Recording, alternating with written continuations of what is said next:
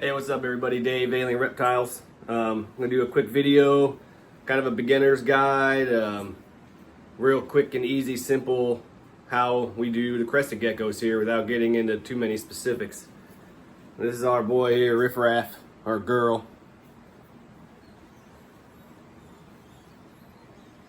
No frog butt, got no tail. Got her like that when she was a baby, so she likes to move a lot. But crested gecko is very simple, very simple to take care of. Don't require a lot of special things and needs and everything like that. I'll go ahead and put her up real quick before she starts jumping around. Setup's very simple.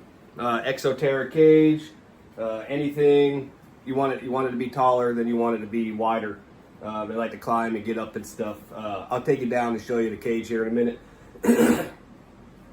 Temperatures 75 to 80, 81 is what they like to have. Most people's houses are around that temperature anyway, so there's really no need for special heat, no special bulbs. You don't need anything special. One big thing is humidity for them. Humidity, you want 50 to 60, 70% humidity. I have I don't know if you can see it here, it's a little rectifogger thing here, looks like a humidifier. Go in there and I turn it on a couple times a day, and I also got spray bottles and I'll mist down their cage. Misting their cage is good. If you get a lot of if you can spray down the leaves and all that stuff, they'll actually drink off of that. They have a little water dish in there also too, but they like, where they're at, they'll just drink the water droplets. I use Pangea. Pangea comes in a little bag, powder stuff, mix it up, get to like a ketchup consistency. Every other day they get a new thing of food. Crickets are great for them too. It's not a necessity to have every single time, every single day, every day. They'll get it maybe once, twice a week sometimes, around there. Biggest thing for them is humidity. Make sure humidity is good and that you're feeding them. And other than that, I mean, they flourish. They're very simple to maintain. They're very simple to keep. It's a very good beginner lizard reptile for anybody who's looking to get into it. Bearded dragons, leopard geckos, crested geckos. Bearded dragons and leopard geckos have been on top of the list for a very long time. Crested geckos have been getting way more popular for the ease in care. UVB bulbs are not a necessity, but if you want to put one on there, it's fine. You don't need the red bulbs, blue bulbs, heat bulbs, any of that stuff. I have one UVB bulb in there, and I just think it helps them because they will get some kind of sunlight. They are nocturnal. It gives them the vitamin D. I know they get a lot of it from the Pangea. Rapashi is another company that makes really good food for them. I get the stuff from Amazon. You can go in there and have a monthly subscription. And I do for every 3 months. Every month they send me a new bag of that stuff. And then on the third bag, I renew the thing. They give me a little pop-up, hey, do you want to redo your stuff? We'll renew it, and we'll get that sent to us monthly. And you never run out of food. You never have to forget about it. If you do run out of food and you have crested geckos, or you just got some and you're running out, you can't get to it, you don't have any stuff, fresh fruit, bananas, strawberries, anything like that, mash it up, same consistency, just mash it up as much as you can, put it in there, and they will eat it until it buys you some time until you can get the really good stuff. It'll give them something to eat. It's healthy for them. It's fresh stuff. Hiding places is a big thing. This is more of not a breeder setup. It was more of a, hey, look how pretty this looks and all that stuff. But a lot of the breeders, they use PVC pipe. Anything that they can cut holes into, corrugated plastic tubes, they'll put those in there and drill holes in it, and they can get inside there and hide and do what they need to do. All the leaves, I got a bunch of fake plants. We have a saying around here, plants come to our house to die. So I didn't want to start any live plants, and they're all fake. A lot of them aquarium. If you want the colors and the vibrant, pretty, yellows and pinks and oranges and all that stuff, we got the aquarium for fish. They go down the bottom and they stick straight up, and then we got a bunch of the sticky suction cup things for the back. Then you can decorate it with what you want to. Another thing, aquarium stuff, they got a bunch of cool things. I got sharks and ships, and I got like a dinosaur skull in there, some Mayan statue looking thing. Just, I mean, you do it how you want to do it. It's your cage, set it up how you want to. But the crested geckos, I'm telling you, I mean, they're very enjoyable to have. They're more of a hardy, beefier gecko. They got the little sticky feet, and you know, they got no eyelids, so they lick their eyes a lot. You can see them do stuff like that. But again, this is a basic setup and care for new people getting into the crested geckos. Somebody who's got them is trying to learn a little bit more. Plenty of information on the internet. If you just go in there, type in crested gecko care, millions of people, millions of stuff. This is just my take, how we do it here. The Exoterra cage is good because it's glass all the way around, and it's got the screen on the top, and it holds the humidity in. Some people use the all-around screen, 360 degrees of screen.